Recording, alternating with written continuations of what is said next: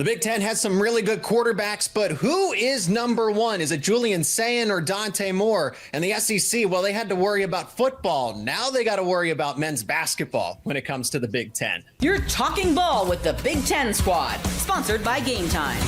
From USC to Ohio State, from Michigan to Oregon, from Nebraska to Washington, it's the local experts of the Locked On Podcast Network bringing you scoops, breakdowns, and the most comprehensive preview of the upcoming Big Ten weekend. No hurt feelings and thin skin allowed. Squad up, you're part of the Big Ten Squad. Welcome into the Big Ten Squad. We got a jam-packed show for you as we are debating a bunch of different topics when it comes to college football, the NCAA, the Big Ten, of course, and March Madness, a record-setting weekend for the Big Ten, getting 6 teams into the Sweet 16. We got Spencer McLaughlin from Locked On Ducks, Isaiah Hull from Locked On Wolverines, Ryan Herrings from Locked On Badgers, Trent Condon from Locked On Hawkeyes. My name is Zach Sako, the host of Locked On Nittany Lions, and the fill-in host here, as Spencer and I have now flip-flop roles. Let's jump into the. I know you want to get it. You want to get into this debate, Spencer.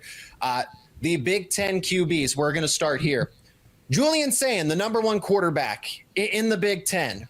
Is that correct, or is it Dante Moore or somebody else? Well, first, I've just got to commend you for stepping in because my schedule's a little bit jagged today. Arbiter. And just know that I will not forget the mispronunciation on my last name. And next time you're on the show and I go around, you will indeed be Zach Siko of Locked On Nittany Lions. I rolled through that. You rolled through it too. It's okay. It's okay. Rookie mistakes is a perfect transition to Dante Moore and Julian Sayin because it's how their seasons came to an end last year. The number of similarities between these guys is kind of shocking. And I'll put on frankly, even if I put on my Oregon hat, I think I would take either one of these guys. I'm a huge Julian Sayin fan, and I'm not trying to give the cop-out answer here, but I just look at it like this. If you swapped these guys with their teams a year ago, what's the big difference? What changes? Where does Ohio State's season go than it didn't? Where does Oregon's season fail to go? I don't think that it changes a whole heck of a lot because both guys showed that, they were a little inexperienced, and when they went up against great defenses, they made some mistakes that cost their team the chance to go play for a national championship. And Sayin, had a couple numbers that I think were a little bit better than Dante Moore's. I think I've seen Dante Moore, do more with less because his receiving core got banged up, and Julian Sayin had Jeremiah Smith the whole time. So I'll give Dante Moore the 51-49 edge, but I think that's a pretty neutral arbiter way to look at it. Isaiah, where does Bryce Underwood rank? And are you taking Julian Sayin over Dante Moore, being that he is the Ohio State quarterback? It's hard to say yet where Bryce Underwood ranks given, last year, freshman season, a lot of extracurriculars happening behind the scenes with certain coaches and OnlyFans models and, types of things. Anything specific you want to dive into, Isaiah? Yeah, let's talk about it. No, yeah. All I'm saying, he didn't even really have a quarterback's coach. So let's see where he's going to go now that he actually has people who are actually saying like, hey, that thing you did that was wrong? Let's fix that instead of being like, you're the coach. I actually have to school my Oregon brethren over to my side here because maybe it's the Detroit of it all for Dante Moore. I think if you put Dante Moore on Ohio State, I think he wins the Heisman because he would have had the protection and he would have had the... He was very well protected last year. Oregon had one of the 3 finalists nationally for the Joe Moore Award. Keep trying. Keep trying. That is true. But at the same time, he would have also had Ohio State's receivers, definitely the best receiving core in the country. We saw him being able to improvise a lot better than Julian Sayin was.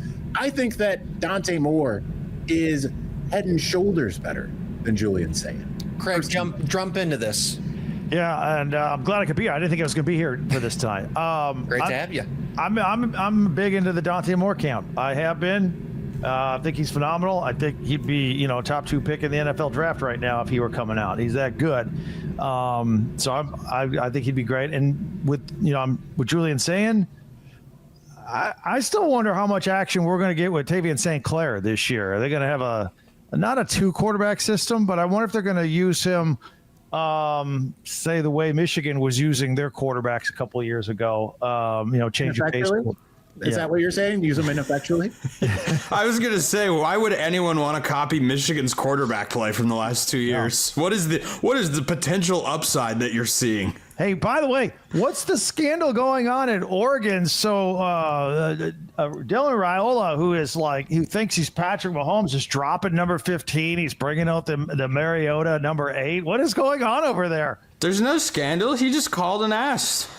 He hit him up. He's got ties back to the state of Hawaii and got in touch with Marcus and Dylan Gabriel and said, hey, is this okay? And he's got number 8. Everybody's cool with it. It's okay. The number hasn't been retired. We all know who the real number 8 is, but it's all right. He thinks he's Patrick Mahomes. I'm just stunned that he made the move. This is growth. This is growth in the quarterback room already. That's all that happens at Oregon in the quarterback room. You come to Eugene and you grow. And if you don't believe me, you can ask Bo Nix, you can ask Dante Moore, and then soon you'll be able to ask national championship winner Dylan Raiola.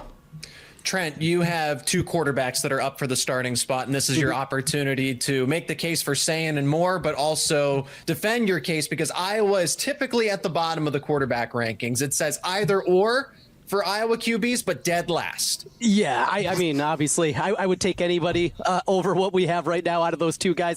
I'm with Isaiah, though. I think the gap is pretty significant between Sayin and between Moore.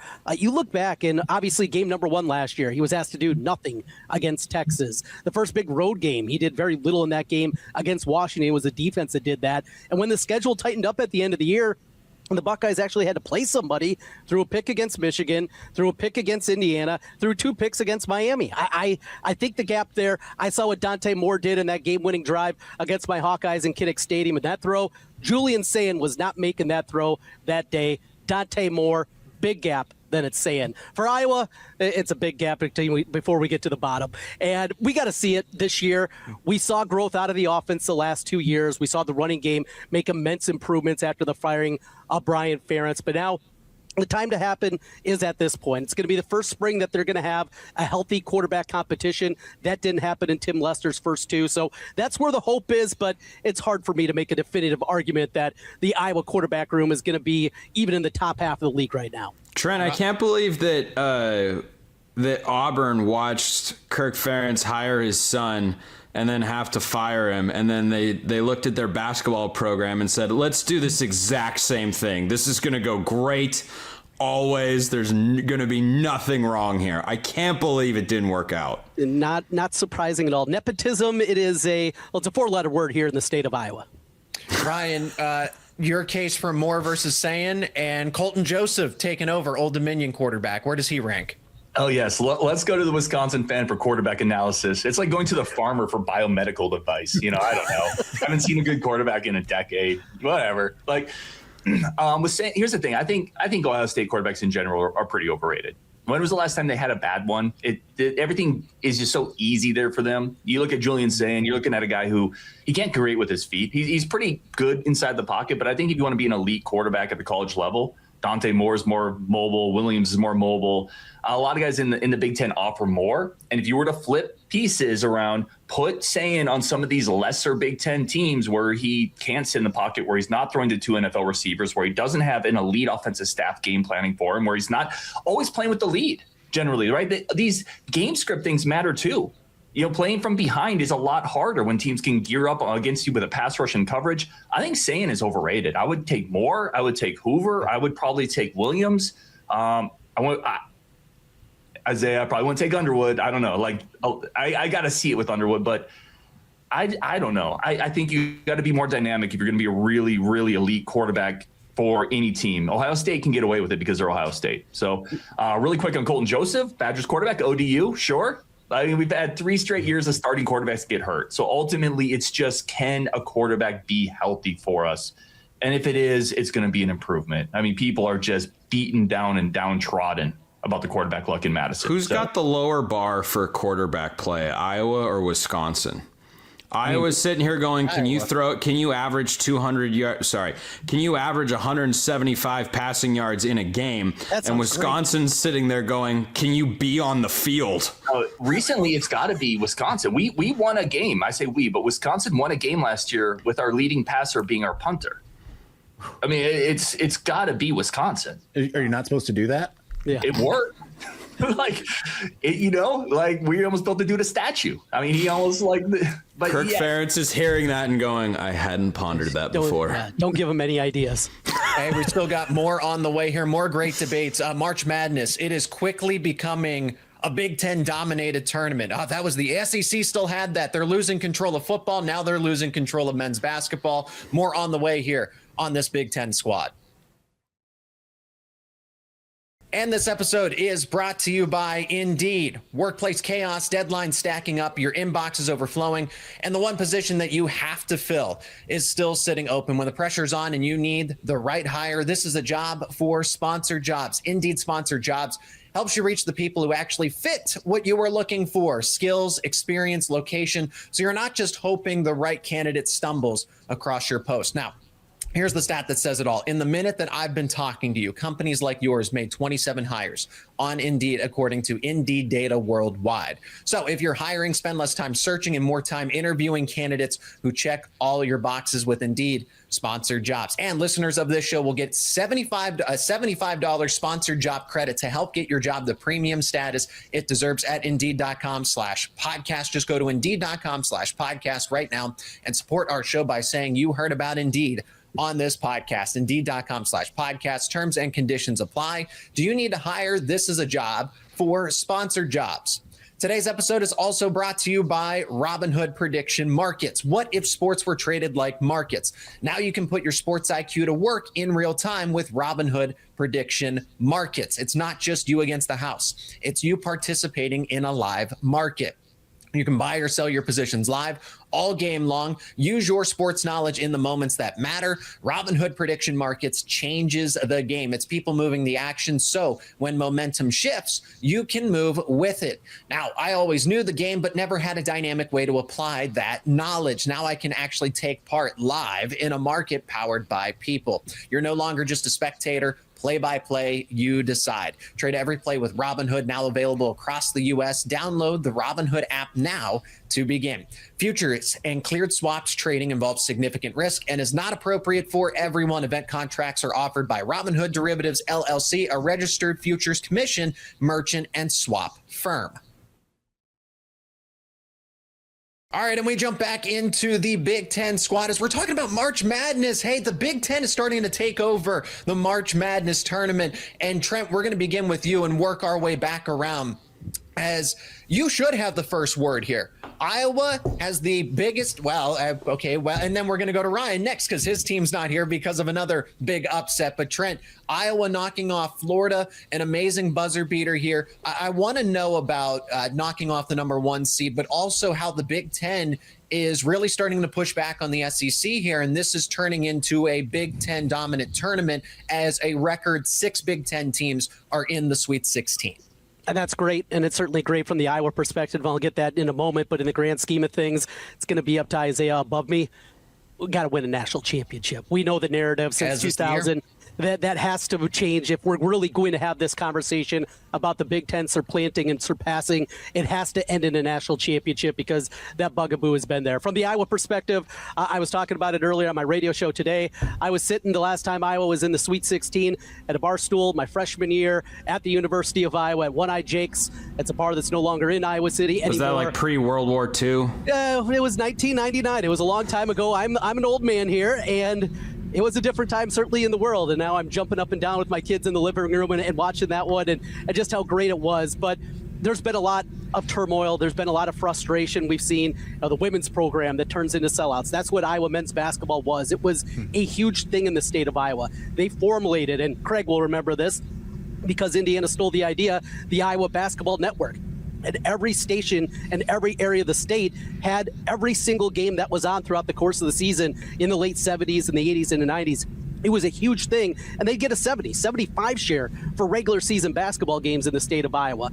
The passion is there, it is back, and they got the right guy. They got a guy that grew up in the state of Iowa that knows the passion, that grew up a Hawkeye fan, and on top of it, Ben McCullum, he's one heck of a coach. All right, Ryan. Well, Wisconsin's not here. They lost to High Point. Sorry to bring it back up, but and I'm glad that Trent got to say his piece before he headed out. Ryan, this Iowa-Nebraska game, where does the Big Ten stand in the scheme of things when it comes to men's basketball, in your mind? I mean, you can't really argue with what they've done so far. They got 6 in the final 16. It's tremendous. From a Badgers standpoint, Liz, I want the Big Ten to win, right? So I'm stoked. Michigan's away and Isaiah's team. Stoked to see Trent's team knock off a 1 seed. Nebraska's a great story. It sucks though. Like the next day, that's Saturday, which would have been the round of 32 game against Arkansas for the Badgers. We had a whole day planned. Like my kid was going to watch it. My parents were coming over. It just stinks. So I did take like a 2-day mourning period where I didn't watch any sports. I didn't watch any basketball. It just is what it is. But from the Big Ten standpoint, it's tremendous. It's absolutely tremendous. But I think Trent made a great point, which is good that he's gone because I don't like giving him credit when he's here and he can hear it. But he made a great point that the Big Ten's got to finish it now. Like, you got to win a title now. Nobody's going to look back in 5 years and say, wow, great job. They had 6 in the Sweet 16 if all of them drop off before the end. So whether that's Illinois, who I think can do it, whether it's Michigan, who I know can do it, I'm not sure if Nebraska, Iowa can, but somebody has to now take it home for the Big Ten. Otherwise, this conversation right here doesn't matter. Michigan State is in there as well. Craig, I want to get your thoughts because Ryan makes a great point. What if the Big Ten doesn't do it? Whether that's not having a finalist or even winning, what's kind of the outcome here, the ramifications, the consequences if the SEC continues to have, dominate in the Final Four or get both finalists there? What does the Big Ten absolutely need to do? And what are the consequences if they don't do anything spectacular? They need to give all their good players to Oregon. Well, Oregon does need some help in basketball, Ryan, that Wisconsin team was a fun basketball team to watch with that scoring backcourt. I'm equally disappointed that they didn't make it past High Point as well. It means everything. You got to finish. Nobody's going to be talking about, hey, they got 6 teams in the Sweet 16 or whatever. You got to win. And I'll second and third. Isaiah, the pressure's on you guys because you're the team that can get it done. We really, really need a championship for a change because I get a lot of mileage on Locked On Big Ten ragging on the SEC and the ACC, talking about how we're the real true. Oh, Craig's worried about making his house payments. That's what's going on here. Forget the pride of the conference, Isaiah. Your Wolverines need to come through so that Craig can buy a luxury couch for his living room. I'm not the host the same thing here. Can I point that out really quick? You're kind of morphing into your hosting role now, Spence. Like this is me in jab mode. This is jab mode. Isaiah, pressure's on. Does Michigan have clearly the best chance here? Are you giving Purdue? Are you giving Michigan State a fighting chance to get to the Final Four, make a run to the finals, or is it just Michigan? I'm not going to give that Michigan State that type of. Sorry, Locked On Spartans fans, if you're actually watching or listening to this show, I don't care about you. Before we start that, I want to continue the trend that we started in the first segment, and that's ragging on Ohio State, who also lost in the first round. This is true. I want to thank all of you for making that first segment just very enjoyable for me. I think Michigan absolutely can get it done, but I also am very wary of this Sweet 16 matchup against Alabama. So it is Big Ten, SEC, because Alabama is really good at the one thing Michigan is not that good at, and they're really good at shooting the threes, where sometimes Michigan forgets that you can defend, beyond the arc. So if Alabama shoots the way it did against Texas Tech, Michigan might be in trouble if it loses any semblance of its offense. But losing LJ Kaysen during the Big Ten tournament, that certainly hurts. And you wouldn't think that a backup point guard would kind of change things, but he had become like that spark, because we've seen a lot of times where Elliot Cadeau and Namari Burnett just decide that backcourt scoring rather just doesn't matter. And LJ Kaysen would come in and he would get 12 points real quick, and he would supplement Yaxel and Morez and Adai, and it would end up working out really well. I think Michigan has everything it needs. It just needs to avoid that letdown game. And at least in a way, it's been kind of a bonus that they've gotten tested a little bit there in the Big Ten tournament, because now they know, hey, if we're down, we know we can come back most of the time as long as we're not playing Purdue. Spencer, can anybody else but Michigan win from the Big Ten? Is it Illinois? Is it Purdue? Is it Michigan State? I don't think Illinois gets past Houston. I take defense over offense in just generally speaking, any sport in a championship sort of setting. The old adage, defense wins championships. I've got Houston beating Illinois, but certainly if they got hot, I think Illinois-Alabama would be one of the most entertaining college basketball games we've ever seen. Final score would be 98-95 in all likelihood. I mean, those guys can really shoot the ball. I tell you as an Oregon guy how I feel in this particular point of the basketball conversation. You guys seen that movie We're the Millers? Yeah. With Jason Sudeikis and Jennifer Aniston. So there's that scene where Jennifer Aniston realizes that Jason Sudeikis is getting $500,000, and she's like, "You were only going to give me 30," and then I can't remember the actress's name, Emma something right now, goes, "You're getting 30 grand. I'm only getting 1,000." And then the other kid's like, "Wait, you guys are getting paid?" That's how I feel with Oregon basketball. I was like, that team is not going to make the Sweet 16. That team could win a national championship. And I'm just sitting here going, wait, you guys have teams? I'm right there with you. With players we that can't you talk like? About wrestling on this show. That are good? Like, oh God, I miss the days. I miss the days. But no, I'll get out of here on this note. I do have Duke winning it all in my bracket. I feel pretty shaky about that prediction at the moment. And for the Big Ten's sake, I do hope that that someone gets it done. Now, if it's Michigan, that would bug me a little, because that means Isaiah would have 2 national championships to celebrate in the last 3 years' time, and I'm just sitting here trying to get one for my college team in one of the 2 major sports. So there's that. Hockey's in it too for Michigan right now. Number 1 in hockey as well. Yeah. Okay, but we were talking about real sports, so we're gonna keep the keep hockey title. Women's hockey title just happened. Okay, well, now this conversation's officially off the rails. We're talking about the Frozen Four. You lose me with that. But no, I'd love to see the Big Ten breakthrough. I think it would do a lot for the league. Anything so that Craig can keep taking jabs at the SEC. I want that Versace couch for you, Craig. I want you to have it. Thank you very much. I really do. Okay, I gotta roll. An upgrade for Big Ten basketball and an upgrade for Craig's furniture. Let's debate NCAA potential blunders here, because the shadow portal, right, where guys can unenroll from a football team and potentially transfer with no spring portal window. We're going to play commissioner in the final segment. What would you do? What statement would you make against a school that tries to do this? That is coming up next here on this Big Ten Squad. And this episode is brought to you by TurboTax. It is tax time, but for a lot of us, the old way of doing taxes is a lot. Trying to book an appointment that's not the most convenient, sitting in a waiting room with a stack of papers, emailing back and forth and wondering if they really get your situation. But this year, you're getting a major upgrade. Intuit TurboTax now has in-person locations nationwide. You can meet face-to-face with a real tax expert, and your documents get uploaded straight to your TurboTax app on the spot. And just like that, you're done. Your TurboTax expert works to get you every dollar you deserve while you get real-time notifications as you go about your day. It's the relief of walking in and meeting a real person and walking out knowing your taxes are being handled right. Head to turbotax.com/local to find a store near you and book your appointment. Today's episode is brought to you by Game Time. The biggest stretch of the college basketball season is here. Buzzer beaters, bracket busters, and those unforgettable moments that everybody's talking about the next day. Now, being there live for something like that is bucket list kind of stuff. The hard part is actually getting tickets. You got long queues, prices jumping around, surprise fees at checkout. Not with Game Time. The Game Time app gives fans the advantage with constant innovation. It's how you unlock amazing tickets and experiences in just a few taps. It's incredibly simple to use. The Game Time guarantee means 100% legitimate tickets delivered on time at the best price. And here's the best part. Fees are included in the price you see. So what you see is what you pay, period.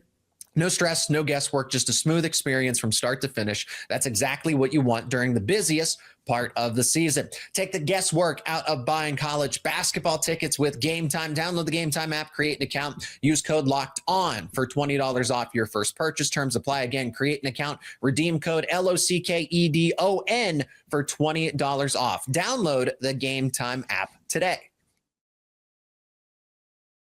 Final segment on this squad show with who is still remaining. I'm your host today, Zach Sako, Isaiah Hull from Locked On Wolverines, Craig Sheeman joining us now from Locked On Big Ten, and Ryan Herring sticking around from Locked On Badgers. So now we get to I think a little more quick hitter type of debate with, if you were the commissioner, if you're running the show with the Big Ten, the NCAA, you got to make a statement because they are getting ready to meet. The NCAA is trying to collectively battle tampering or whatever's going to go on with this shadow portal, with the spring portal window that is no longer there, but schools are going to try to entice a player to unenroll from their old school, transfer, and then they'll compensate them with NIL. They can't be a scholarship player, but does that matter anymore? So Craig, you are up to bat first. How concerned are you about this? Do you think this is a legitimate possibility, or is this just all smoke and mirrors? And what would you do to punish said school that tries to pull this off? Yeah, it's interesting when you mention how you could pay somebody with name, image, and likeness. I was thinking even a couple of years ago when this first came out, I'm like, well, there goes the threat of taking scholarships away, because all you got to do is pay a kid large NIL money and he can pay his own way through school if that's even important to him at this point. But I think everything, like if I'm the commissioner, you could say whatever you want. If you're in charge of the NCAA, you could say whatever you want. I think we're at the point where everything is going to be litigated in the courts, whether it's eligibility because some kid wants to play a ninth year into his 30s, or whether we have the shadow portal and I can go to school wherever I want to go to school and I can transfer anytime I want, just like any other student. Well, let's solve it in the courtroom. Ultimately, it's going to drag out. It's going to take forever. It's going to be tedious. But I think every one of these items is just going to go right up to, I don't know if they go to the Supreme Court or not, but they're all going to be decided in the court because everybody's suing for everything. The NCAA is losing everything. They're trying to hold on to all these powers that they no longer have. But yeah, it's going to, no matter what a commissioner says, no matter what rules are in place, I think it's going to come down to some judges somewhere. Ryan, regardless of the courts, what kind of rules would you put in place to disincentivize schools trying to do that, to go get a running back somewhere else, or if they have a key player on either side of the football? What are you doing to try to stop this? Yeah, that's a great question. I think Greg said it really, really well. I think ultimately we'll end up in the courts, but if we're taking that part of it aside, to me, a lot of this just feels like whack-a-mole, though. Like loopholes pop up, unique circumstances pop up. You try to kick them back down and something else will pop up. I think it's too incentivized to win at this point, and people have found that loopholes generally work. I don't know what you can say. Ultimately, I mean, Wisconsin was a victim of something similar to this a couple of years ago when Xavier Lucas, who, it is what it is. They ended up in Miami, and there was an agreement in place. It is what it is. Ultimately, I think you got to move on and go forward. I'm not that worried about it, to be completely honest. Quite frankly, if there's a player after spring, I'm just going to be honest, that thinks they shouldn't be there and they're looking around, that guy might not be helping you win games anyway. And I think it's just kind of where we're at. Until there is real strategic leadership that comes down and brings people together in some way that unifies some of this, I think we're going to be dealing with this stuff. And I don't think there's anything a commissioner can do, a league can do. I think it's a problem in the system. And until you fix the system, we're going to keep dealing with things like this. Ryan, you take a little bit of a defeated approach since it did happen to you. I can just hear the defeatedness coming from your answer there. Isaiah, where are we headed with this? With players just they can transfer. There's no agreements don't mean anything. So what are we finally trending towards the end of the NCAA and the super conferences and what have you, or is there something that can finally bring this together? Well, did you want me to speak as the NCAA? Because I can do that. I kind of set you up for that because I know I know how fond you are of the NCAA. Okay, I figured this would be great for you. I don't know if this is going to work. We're going to try it. Lights out, baby. Execute Order 66. Blur the face. I love it. Yeah. So that's how. Now I don't know how to get it back to white, but let's see if we can. I like the mood lighting for this. Nice. It was red, but having my other colored lights anyway. I don't. I mean, number one, I want to preface this. I said this on Crane and Cone earlier in the week. I want to make sure that everyone understands me. I love the NCAA. I mean, we all love the NCAA, right? We all bow down to their amazingness and their great decisions. No, I don't know that there's any, like, once the toothpaste was out of the tube, I just don't think that there was any way to put it back in, right? And honestly, like, the toothpaste has been out of the tube for decades. The problem actually more so was the NCAA let the SEC do whatever it wanted and pretended like it didn't happen for just ever. And then once that somehow we got transfer portal and NIL and all this stuff, then suddenly it's now that everyone else is able to kind of play fair. And I understand, Ryan, unfortunately you were victimized by an SEC style team that's in the ACC. But at the same time, like, the only reason why you even see a lot of the pushback at this point is because the SEC is crying foul now, because they're like, what? These other teams are doing to us what we did to them. We can't have that. So, yeah, I don't think it's going to get solved unless they do take it to court and all of that stuff. Now, I'm not saying that it's good. Unfettered free agency every single year kind of sucks. But at the same time, it's kind of just what we live with now. The state of college football. It might get worse before it gets better, but its numbers are through the roof. Ratings are great. Ratings are great when it comes to the Big Ten squad. Hey, the guys that stuck around for the full show: Isaiah Hull of Locked On Wolverines, Craig Sheeman of Locked On Big Ten, Ryan Herrings of Locked On Badgers. My name is Zach Sako, the host, filling in for Spencer McLaughlin, who does a great job every single time.